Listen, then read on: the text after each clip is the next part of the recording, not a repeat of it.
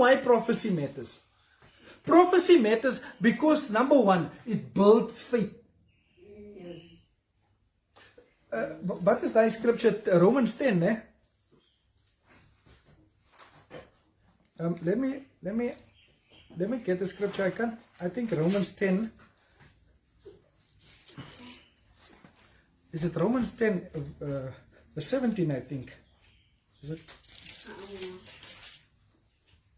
Yeah, Romans 10 says, so then, faith cometh by hearing, and hearing by the word of God. Can you see? So, when you prophesy, you should know that prophetic word is coming from God's word, and by hearing God's word, it lives.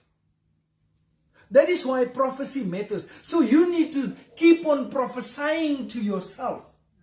And by prophesying to yourself, I am the head and not the tail. Amen. I am above and not beneath. Amen. It gives you that little of a faith. Yes. It boosts your faith. Yes. Imagine, faith cometh by hearing, but imagine, it also shifts atmospheres.